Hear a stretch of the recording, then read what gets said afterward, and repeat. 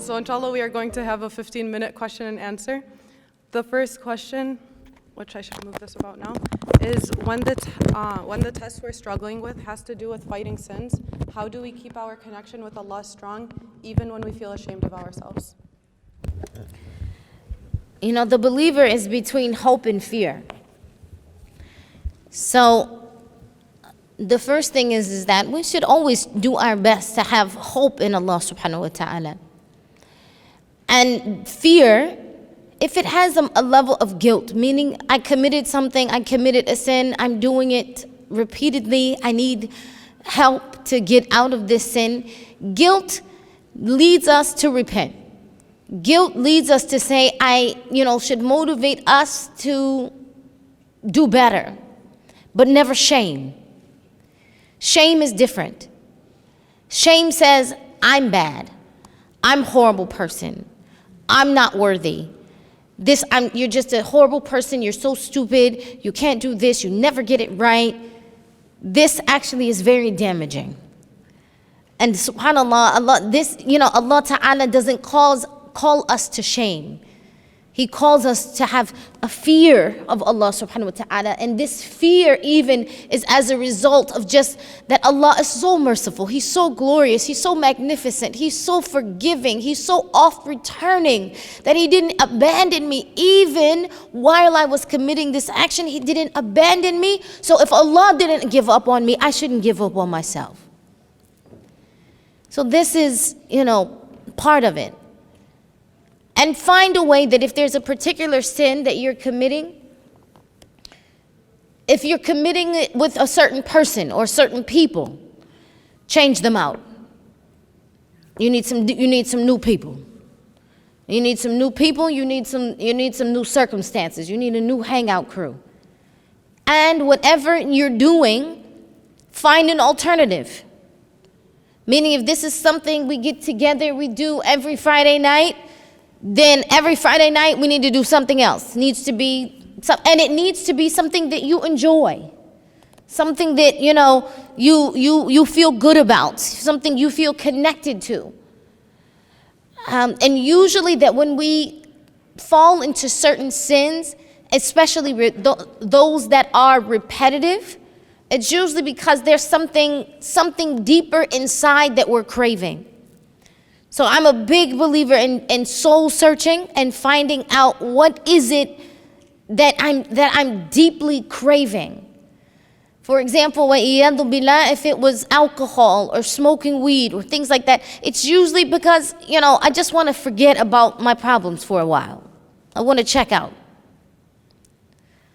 So there are other positive methods of checking out. There are other positive methods of where it's not self-destructive. So I just want to say that,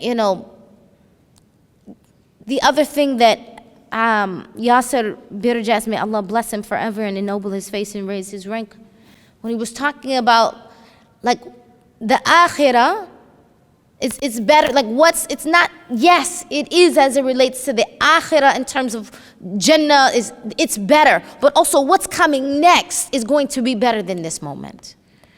Meaning this isn't forever. We have a saying in our tradition that says trouble doesn't last always. So it will, what's coming next, if you push through, you hold tight, it will get better. It will get better. That's true.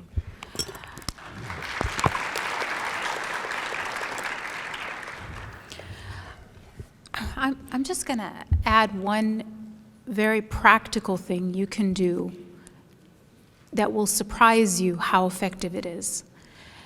And it is becoming fanatically committed to doing your salah on time.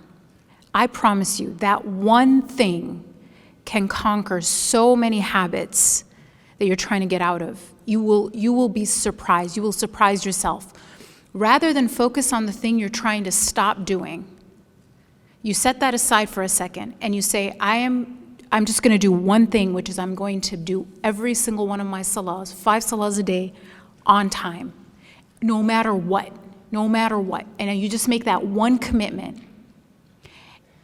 And the way it works, the way your day starts to become structured, it will replace. You see, one of the things about habits, it's very hard to quit a habit. You have to replace a habit with another habit. A bad habit with a good habit.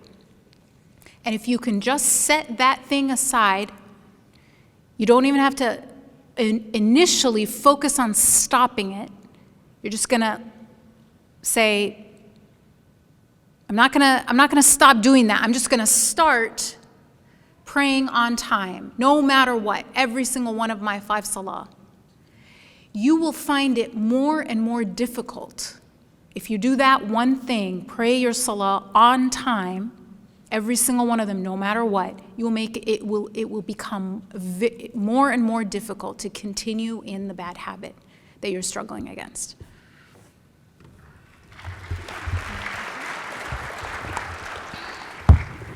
What is it again?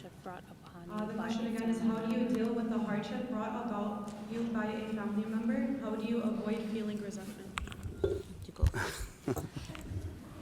So the question is, why do we even have resentment, when we deal with hardships with people and so on? You see, I remember actually mentioned some of this last year convention as well, and remind people that the number one reason for what we call the silent killer of all relationships, specifically with family members, whether it's your spouse, your parents, your children, the number one silent killer of all relationship is called expectation. When you expect from your family members a certain level, and then they fail that expectation, at least in your own mind, maybe they don't even pay attention to that they're failing your expectation, but at least that's what you expect from them, that leads to a feeling of uncertainty about, how it's going to look like in the future. Is it going to be the case forever? My child now is changing on me. My spouse is changing on me. My child is changing on me.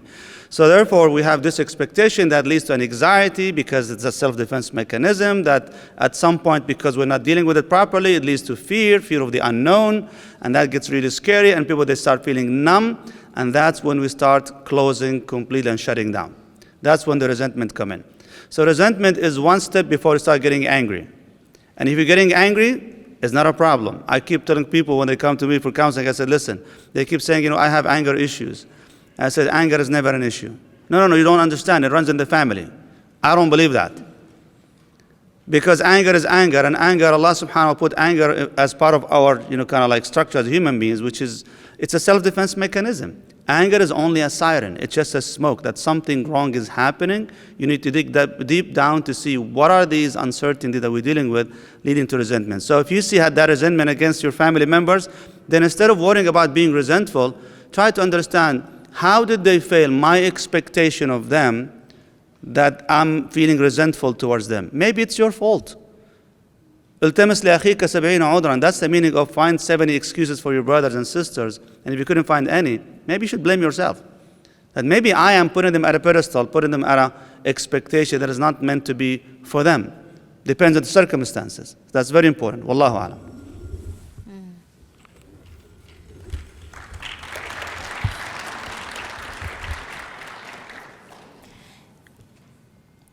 When it comes to resentment towards family members, people who are in your family,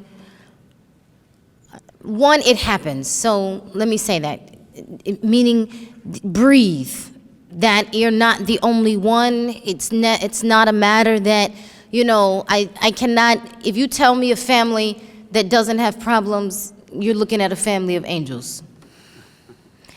That every family has conflicts that lead to an ill sentiment in the heart.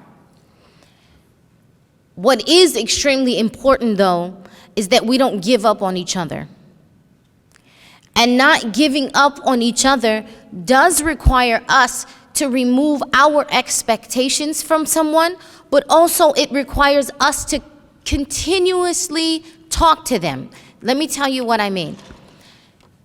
And talk to them without expectations. Meaning that if someone says, to you, you know what, the reason why you don't get married is because it's because you're so stupid.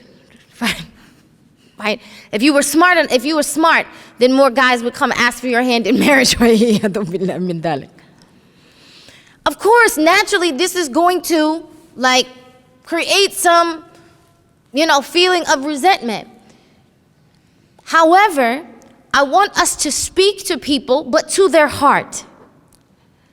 To speak to them and just take the chance to say, you know what, when you say that to me, that deeply hurts.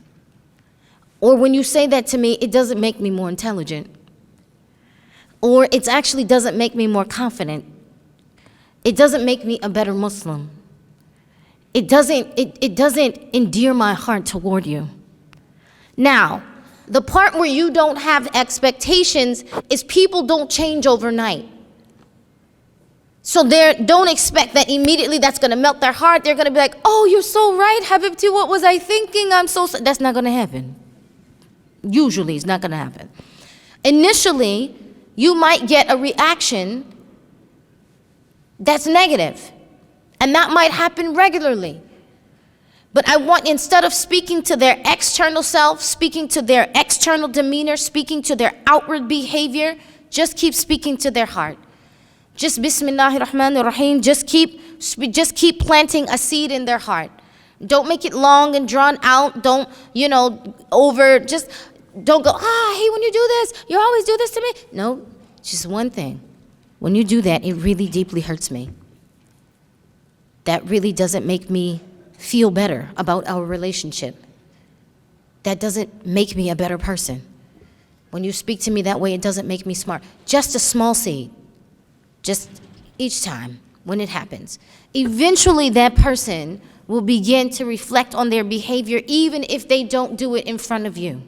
Usually they don't do it in front of you. The other thing is that complaining and negativity becomes a habit.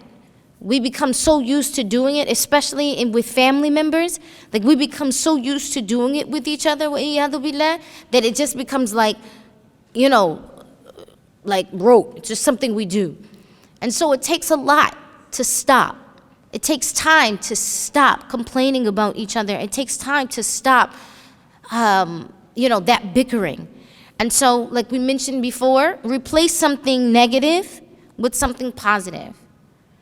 So if you want to say something back, find something positive to say. If you are that person that is resented against, then find something. If you're that person that you feel like, I had this expectation. I thought you were going to be, a neurosurgeon by the age of 22. If you're that person with this high expectation, creating other people to feel resentful, find something positive to say. Even if it's small, find something to be grateful for in them because they are a gift for you from Allah subhanahu wa ta'ala. So don't be a nag.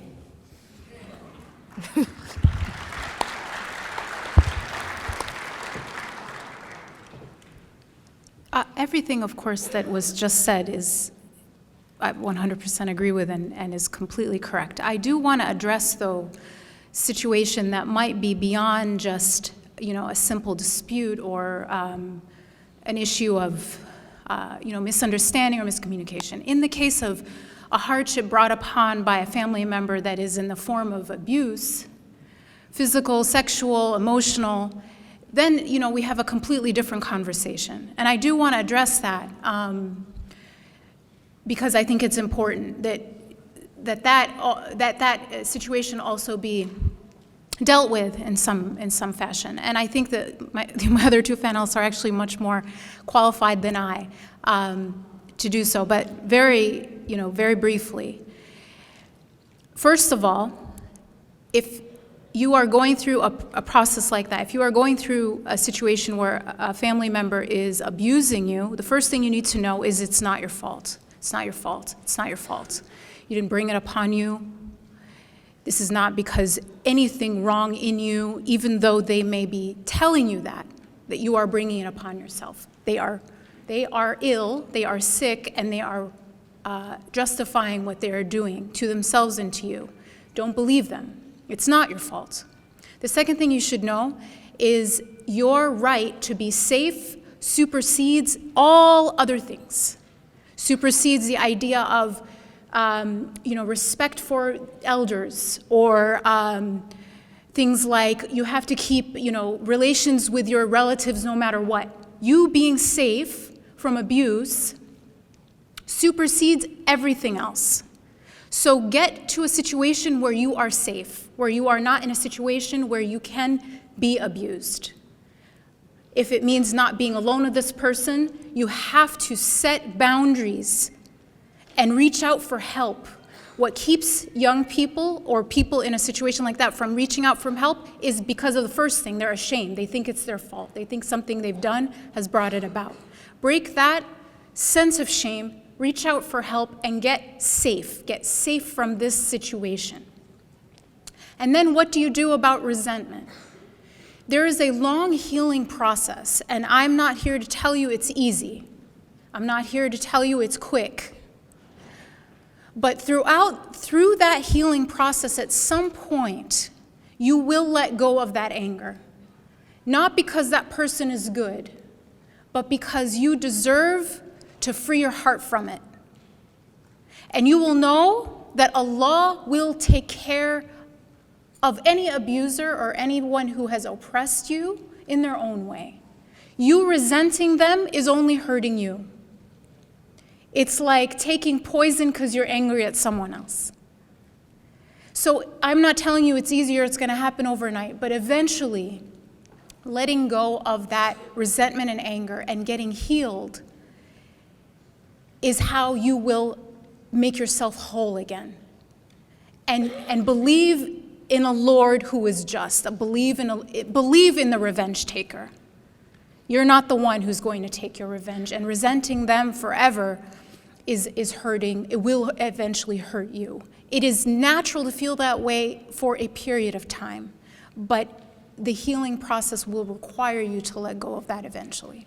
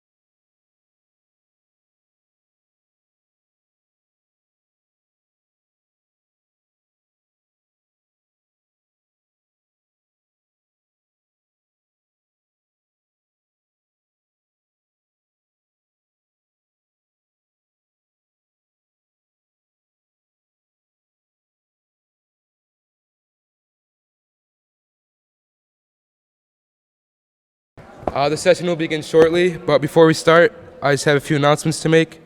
So there's going to be a health screening in the bazaar, 12 to 6 p.m. in the bazaar area as soon as you enter. It's going to be at your right-hand side.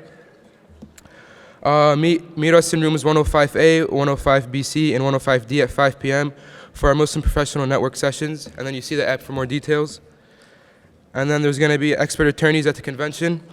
Get your legal questions answered at MLFA Legal Clinic. The booth is across 21 Cafe next to the MAS Convention information desk. It's going to be this Saturday from 9 to 5. So, Saad just running a little bit late. So we're just going to stand here awkwardly. There he is. Sorry. He's here, guys. All right, so today's session is called Adrift. And basically, the description that's given is the analogy of us in the dunya. So like how the ship is in the ocean, our heart in the dunya is the same way. An analogy used is like this. So the ship's trying to get to its destination, and the heart's trying to get to its destination as well. And what's surrounding the ship is water. And when you let water into the ship, what happens? The same thing that happens to the heart when you let dunya into it. It sinks. And so that's why Allah subhanahu wa ta'ala tells us in the Quran, أَلَا بِذِكْرِ اللَّهِ تَطْمَئِنَّ الْقُلُوبِ. No doubt in the remembrance of Allah do the hearts find ease. So with the remembrance of Allah, if we learn to do that, then we can stay spiritually afloat. So the speaker today is Saad Tasleem. And some things about him is in high school, he actually started off in a punk rock band. And then where he later decided to go to the University of Maryland to study graphic design. And then from there, he decided, he wanted to practice Islam more and he wanted to do the full thing. So he decided to go to the University of Medina, where he graduated with a degree in Faculty of Sharia Law. And today, Saad is an instructor at Al-Maghrib Institute, where he's developed many seminars, such as the fiqh of chillin', the fiqh of clothing and fashion, and recreation and entertainment in Islam. His main goal is basically to empower Muslim youth and to be comfortable with their identities in the Western society today. So without any other further dilation, give it up for Saad Tasleem.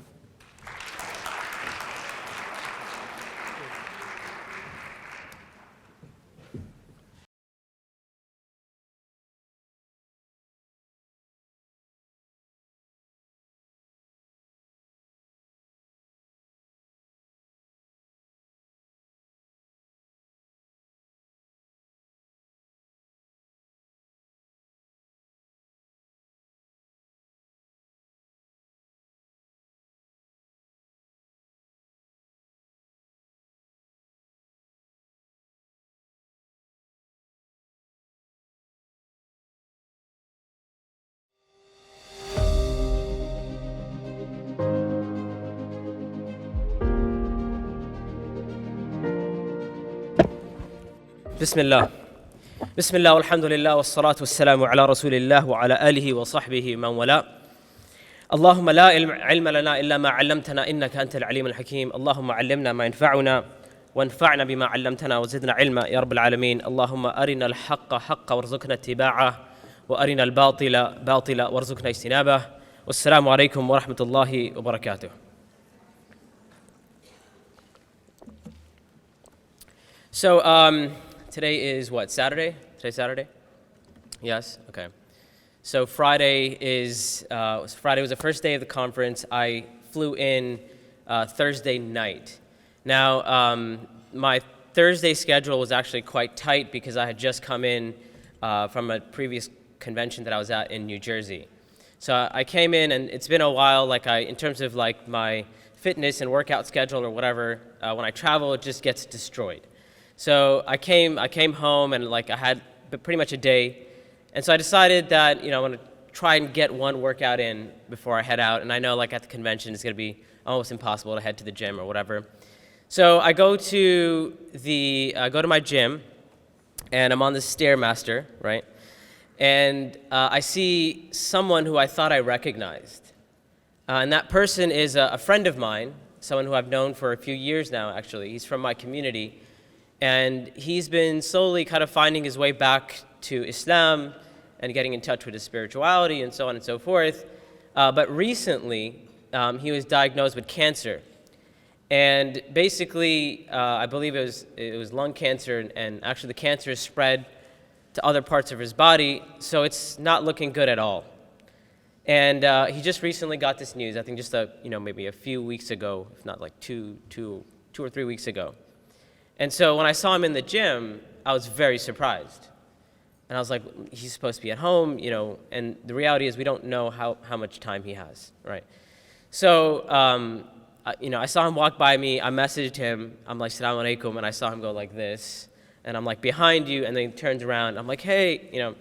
So I run up to him, and I'm like, what's going on? Like, how are you? He's like, yeah, I'm doing a little bit better, you know, I had some energy today, so I wanted to just get out and do things that I would normally do. And it's like, even though I can't, like, you know, he usually plays basketball in the gym. And he's like, usually I'd play basketball, I'm just gonna walk around, you know, the basketball court. So yeah, that was kind of heavy for me, right? Because here's me, I'm just planning for my day and I'm planning for my weekend, and I'm like, you know, I gotta do X, Y, and Z today, like go to the gym, then do this and do that, go pick up a couple things, and like all these chores that I have to get done, and then I'm thinking like way ahead, right? And it's like I hit this roadblock where all of a sudden getting in touch with, like seeing him, I immediately like pause and break, and like my perspective, like in that very moment, it completely changes. And then I started talking to him, and I said, you know, I asked him how you doing and so on and so forth. And I've counseled him a little bit before as well. And you know, he said I'm just taking it a day at a time, right? And I said, you know, in reality, like if we were truly honest with ourselves, there's actually no difference between you and me. And here's why. You don't have tomorrow promised to you, right? And actually, they don't know, like from what last I heard, the doctor said, we don't know. Could be days, weeks, maybe months, right? And I said, here's me walking around like I have the next day promised to me, or the next 10 years, or the next 40 years, or whatever. But the reality is that I don't have that.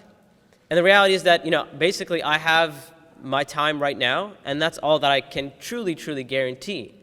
And so in a way, in a way, all human beings, we're in that same boat, right? We're basically, we don't have tomorrow guaranteed to us, right? What is tomorrow, what is in the next moment, that is in the hands of Allah subhanahu wa ta'ala.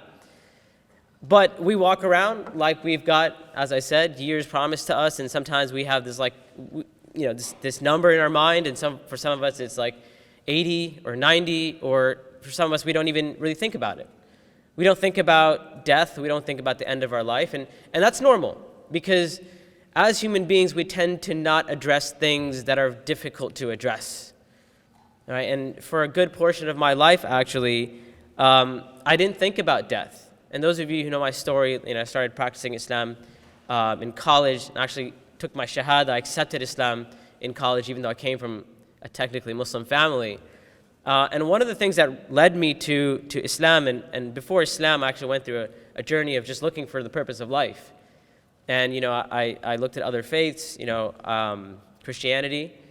I looked into the Buddhist faith, you know, a few other faiths, and I found a lot of goodness in all of these faiths. I mean, to be completely honest, there was some aspect of Christianity and the Jews and the Buddhists, and they all had something that I was like, you know, this is good, this is nice.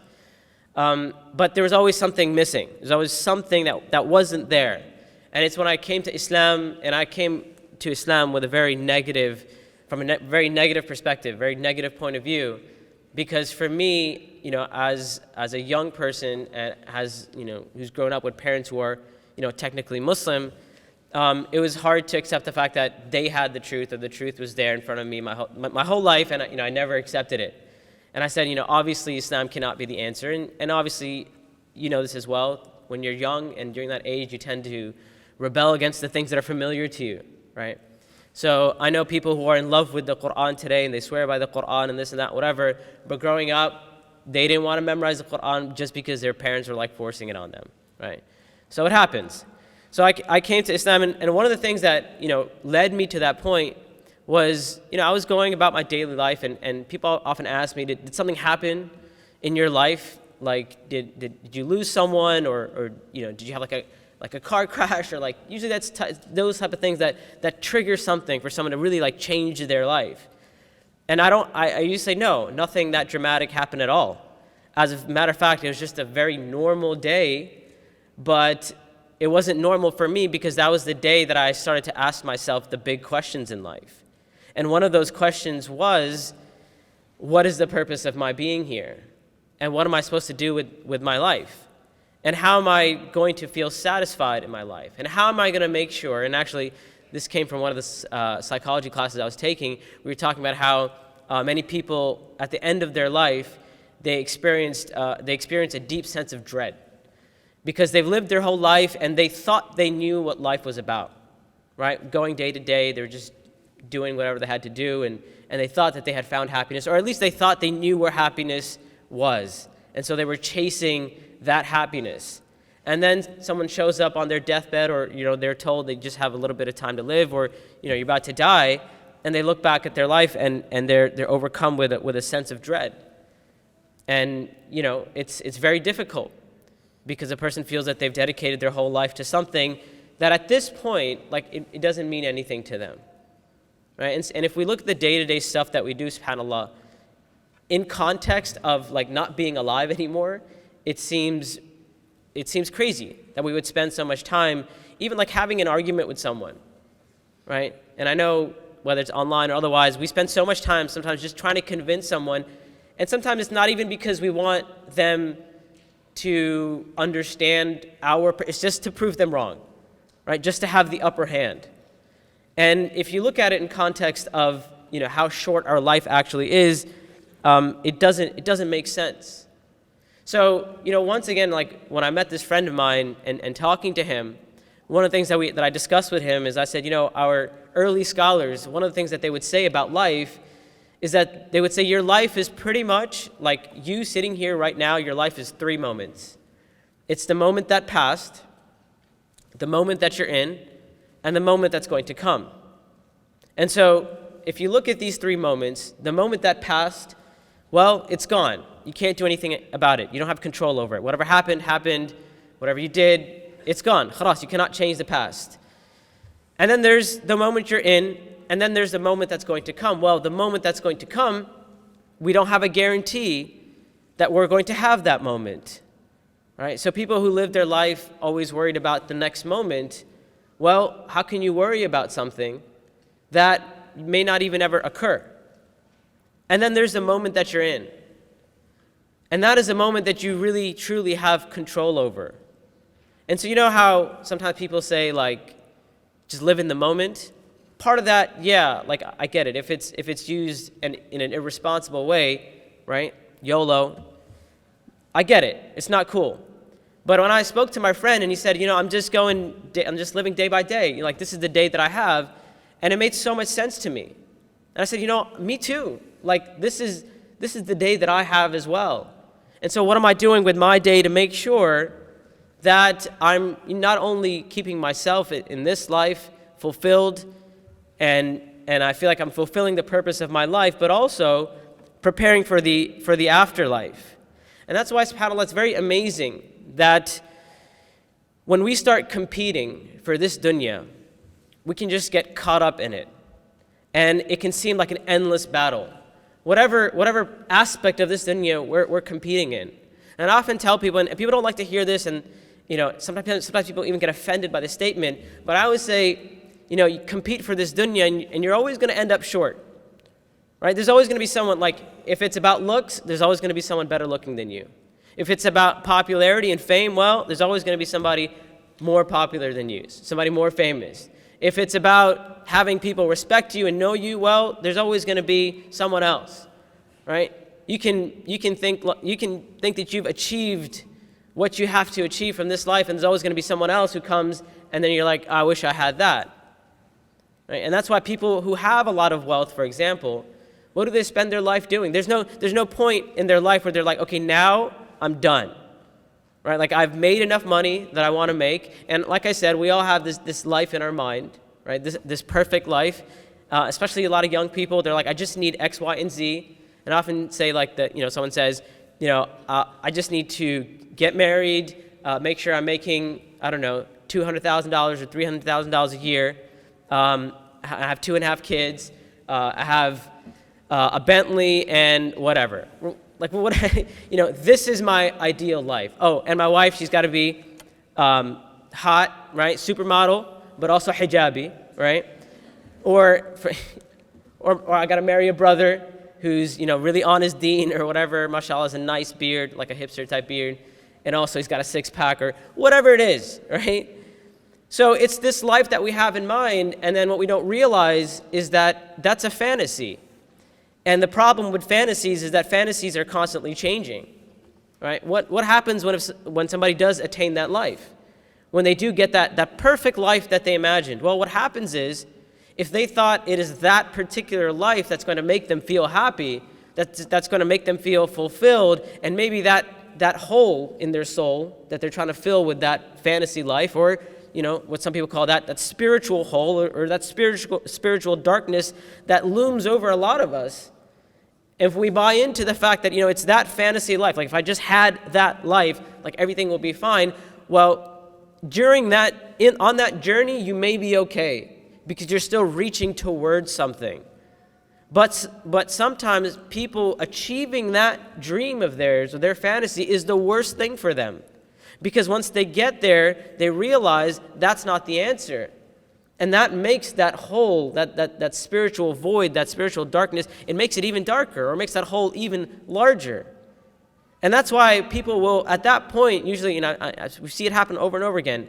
People either maybe turn towards spirituality, or they turn towards destructive behavior, and they start, going the other way. And that's why we have a lot of people who have tons of fame and money and whatever and status, and they turn to drugs or this or that, and they end up in, with addictions to different things, and, end up so many problems, right? And like suicide and so on and so forth. And why? Well, I'm not going to simplify their lives, but one of the problems there is the fact that they lived their life and they achieved what they thought was a perfect life, what they thought is going to bring them happiness, what they thought is going to make them feel fulfilled. And once they got there, they didn't get the answers. They still feel unfulfilled. They still feel that darkness, and they don't know what to do at that point.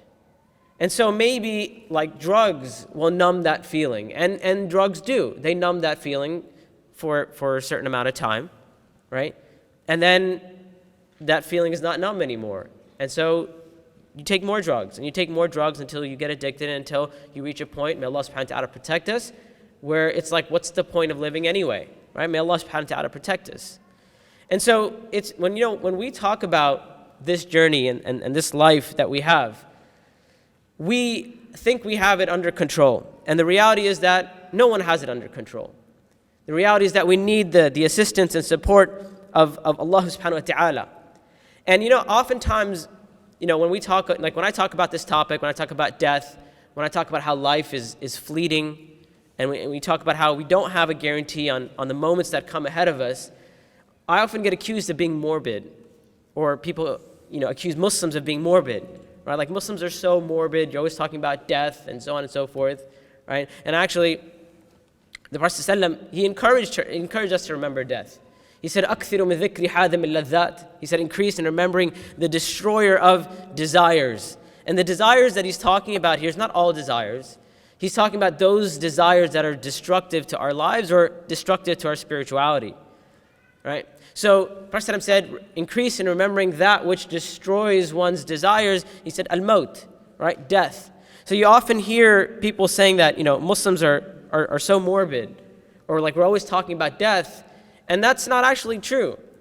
Because as Muslims, number one, we don't believe that death is the end, right? If we believe that death was the end, then yeah, we could say maybe we're morbid. But we believe death is a transition from this life to the life of the hereafter, right? And not only that, our goal, because we understand death and because we understand how fleeting this life is, our goal is to make the most out of the moment that we're in, that I mentioned earlier. It is to maximize our potential in what we have been given. So not everyone has the same resources. Not everyone has, for example, the same internet following. Not everyone is the same, and Allah subhanahu wa ta'ala has created us all to be different. And even if we look at our physical selves and our bodies and so on and so forth, we live in this life where we put everyone on the same playing field, and we have these standards, and we can compare everyone to those standards, and it's led to so many problems, especially in like the younger generation. And I deal with this all the time. The issue of body image and self-esteem. It's plaguing this generation Because all we do is we constantly compare ourselves to others. We constantly compare ourselves to this fantasy of what we are supposed to look like. You know, even a young Muslim girl or a young Muslim boy, and it used to be, by the way, it was just girls, or it was mostly girls that had to live up to this impossible standard. Now it's becoming like that for guys and boys as well, right? So just like, you know, on Instagram you have fitness models, you have girls that are fitness models, and you have guys that are fitness models as well, right? And so this is the life that we're living, where we're constantly comparing ourselves to others, and it's led to a point where like that's what we're chasing, and that's what we're after. But imagine, subhanAllah, you were told that you have to reach your potential, you have to try your best, you have to be your best self in the moment that you're in. Just worry about that. Don't worry about tomorrow. Don't worry about 10 years from now. Right? Look at the moment that you're in. Are you doing your best? Are you trying your best to be the best version of yourself? And I know, you know, I mentioned the Stairmaster earlier, and I know like people think this is like a really dumb example, right? But when I'm on the Stairmaster, one of the things that I'm thinking to myself is, am I reaching my potential right now? Right? And I know it sounds stupid, it sounds like really shallow. I get that. But it's not just the Stairmaster, it's anything that we're doing in life. Right? Whatever project that we've taken on, or whatever we're doing, once we made the decision that this is what brings the most amount of benefit, and that's the other thing. Not only are we trying our best in the moment that we're in, but also, if we are limited in time, if the only thing we can really guarantee for ourselves in that moment, can we ask ourselves the question, am I doing the thing that is of most benefit right now? Not only to myself, but also in the world that I'm living in. Because once again, it's very easy to get sidetracked. It's very easy to get caught up in conclusions and outcomes. But it's another thing to say, look, this life that I'm living right now, am I picking things for myself where I'm going to be of the absolute most benefit? And you know, recently in my community, the community, like the board, approached me, and they said, you know, you've lived here for a long time, and you give like khutbahs and lectures and talks here, like in the masjid, but we want to have you on like on an official capacity. And from the very beginning of me, like public speaking or whatever, my one rule has always been like, I don't want to become an imam, right? I have no interest in becoming an imam, and I get offers all the time and so on and so forth. Like pretty much, you know, wherever I go, if there's a need, if the community doesn't have an imam, I get asked like, can you be the imam or so? And I'm like, no. And in one of the discussions I was having with the board was this. I told him simply, look, I want to make sure that whatever I'm doing, I'm doing the best that I can do, right? I'm reaching my potential, but also I want to make sure that it's the best use of my time. Because wallahi, I don't know how long I can do this for. Not only is my life limited, but even my resources are limited. Maybe today I'm doing this, wallahi tomorrow, and this is like a painful thought, but tomorrow, if for some reason they put me on the no-fly list, may Allah protect me, right? Say Ameen, Ameen. Then that's it. I can't travel, right? And I hate driving. So it's not happening, right? That's it. And that's not in my hands. So I can worry about that, or I can worry about saying, look, right now, in the moment that I'm in what I'm doing, I want to pick those types of classes and those types of things that I know that I'm reaching them, like I'm doing the best that I can do with my time. So I told him, I said straight up, sitting in a boardroom and like arguing with the board and arguing with like the president of the masjid because like we have a difference of opinion on some matter, or like I'm like, that's with all due respect, that's a waste of my time. Because like I don't want to do that, right? I want to go and this is what I want to do. I want to speak to people one-on-one, right? Without any red tape, and alhamdulillah, things like Al-Maghrib has allowed me to do that and given me that flexibility. And even now, the conferences and conventions that I go to, like I pick, right? Like I decide. And not everyone has that luxury, by the way. There's some people who they're in a situation where they have to take a position at the masjid. But for me, that's one of the things I told even my local community, which, I've lived there for years. And I feel very much part of that community, and I want to continue to do programs there.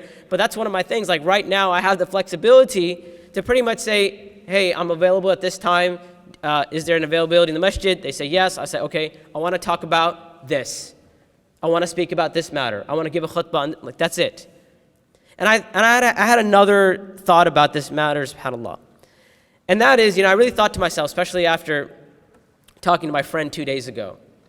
And I thought to myself, if today was my last day, how would my message change? Right? Because I'm coming here to Chicago. I'm speaking to all of you, which is an immense responsibility, right? The fact that you give me your time, you give me your precious moments of your day. What do I want to say? In that moment that I thought that, I felt incredibly free. Because as a speaker, like just hashtag real talk, we have to be very careful about what we say and how we say it, because things are misconstrued all the time. Things are taken out of context. We live in a very polarized world, right? And we just have to be wise about how we say certain things. And I thought to myself, I said, if this is my last day, who cares?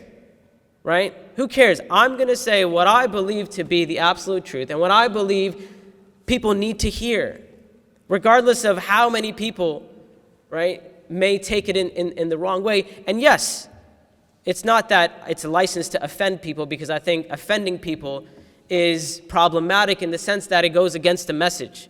So if you've ended up offending people, then you haven't reached them. You've turned them away. Right? So that's not what I'm talking about. I'm not here in defense of it's okay to offend people. We should be careful about how our message is received, right? But in terms of being fearful of the consequences, in terms of people may not like what I'm saying, and therefore, well, if this is our last day, then how would we lead our lives, right? How would our life differ? And so I want to leave you with a couple things, inshallah ta'ala, for today. And what I want this to be is just a reminder. Because the reality is we are surrounded by death and we are surrounded by reminders, but there's only few who pay attention. And we live in this crazy world where something happens and we immediately hear about it.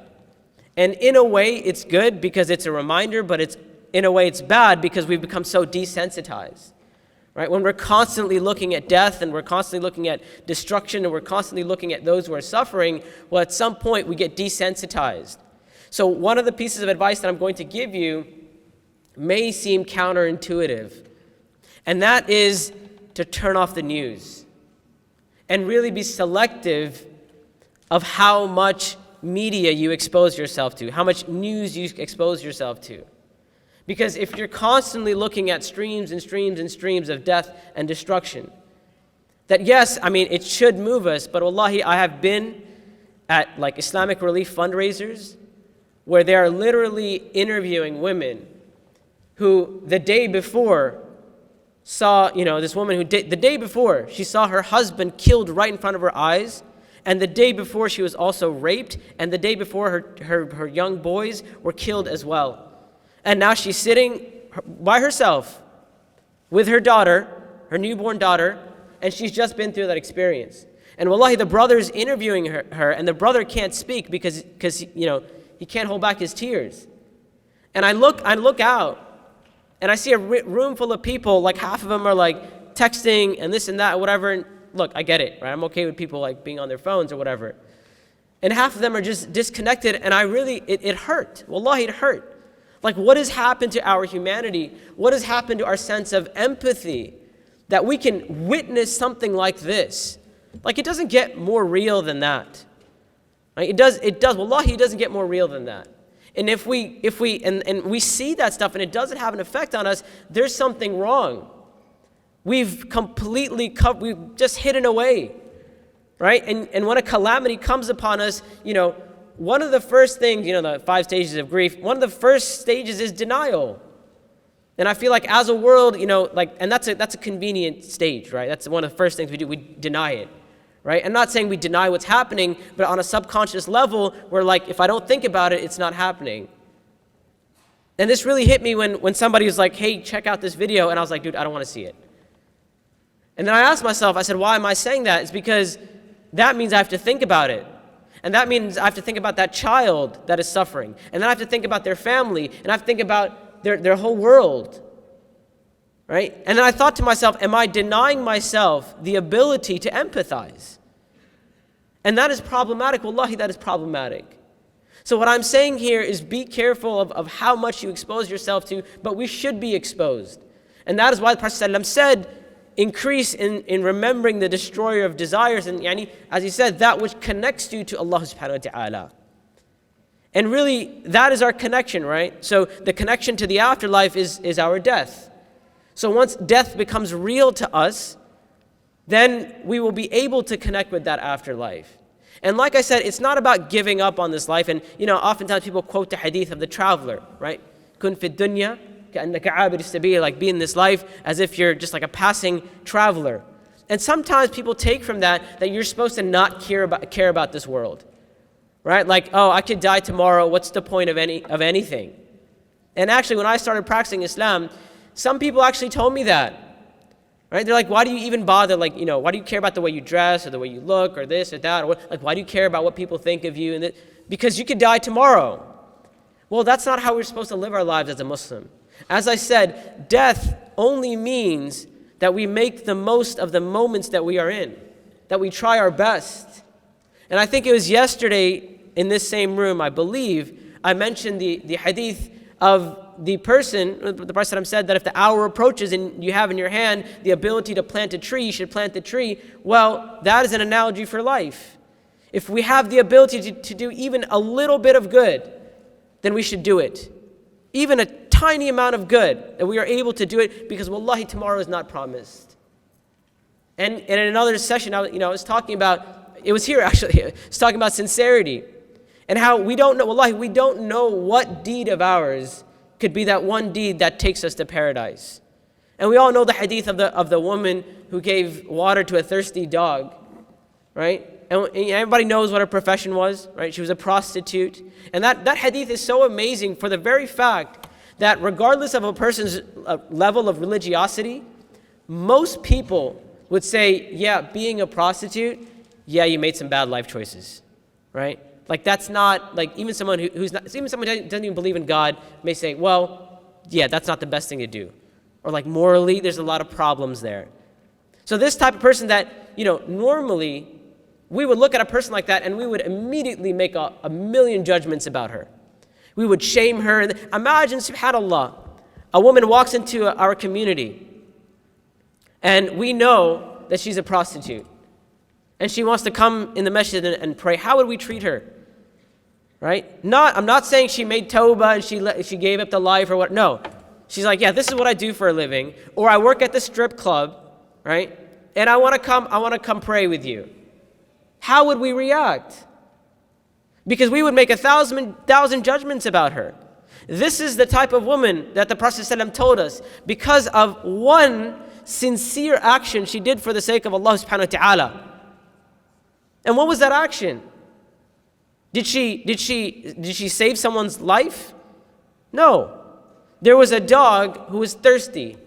And subhanAllah, this once again, this narration is so amazing because Muslims as a whole, like we have this thing with dogs, right? We're just not feeling dogs. Right? Anytime a dog comes, we're like, oh, okay, nice dog from afar, right? And so that is the type of animal that I imagine. I have this crazy thing in my mind. I often think about this. Like imagine if Allah gave me that opportunity, right? And I didn't even know. Like I'm on the street and there's a dog that's panting, and it comes up to me and it starts like licking my jeans or whatever, and I'm like, ew. And I was like, that was my ticket to paradise, but I didn't know, right? Because I was too caught up on, oh, I'm gonna have to wash my shirt or whatever it may be. That is the animal that she gave water to, right? Just water. She brought some water, she fed this animal that was thirsty. But because of her sincerity in that action, Allah subhanahu wa ta'ala forgave her sins. And she went to paradise. So how can we belittle any moment that we are in? How can we put off till tomorrow what we could do today? Wallahi, that one sajda, and I often mention that example, the example of that sajda. When we're in sajda, we always think to ourselves, yeah, what is it really worth? And how many more sajdas am I going to make? Instead of saying, this is the one sajda. Maybe it is this one prostration. And by the way, if you're looking for a spiritual moment, and we live in an environment where we are desperate for spirituality, right? And it's so ironic because we are surrounded with knowledge. We're surrounded with scholars. We're surrounded with resources of gaining knowledge. I mean, look at this whole weekend, subhanAllah. We're all here learning together, but in terms of that spiritual connection with Allah subhanahu wa ta'ala, we feel starved. And one of the reasons is we don't pay attention. We don't pay attention to those moments that are constantly around us.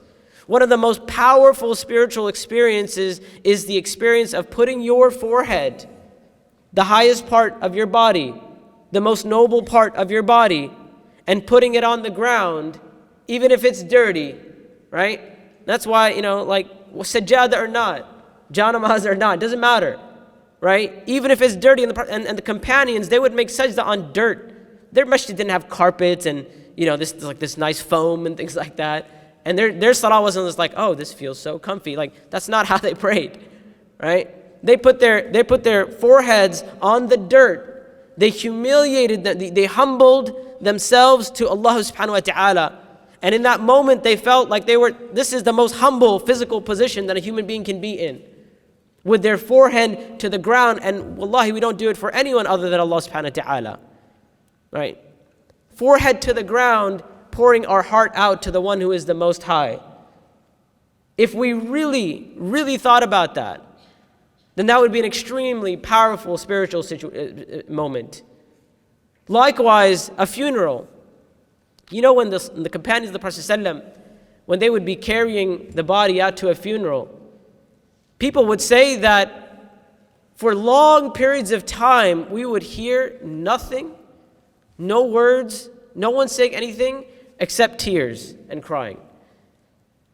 And it's not just the family. I know now when we go to funerals, the family's crying, and everyone else is like, yeah, this sucks, but let's get this moving.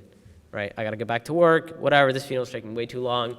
And even look at the amount of people that come to the masjid versus the amount of people that follow the body out to the grave site, right?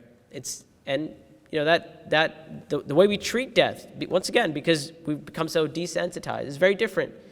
But for the companions, that moment was a very powerful moment, right? And the Prophet ﷺ himself, he said, كنت نهيتكم عن زيارة القبور. He said, I had forbidden you from going to the graves. ولكن زوروها. He said, rather now I'm saying visit them, go to the graves. فإنها تذكركم بالموت. For certainly they remind you of death. They connect you with Allah subhanahu wa ta'ala.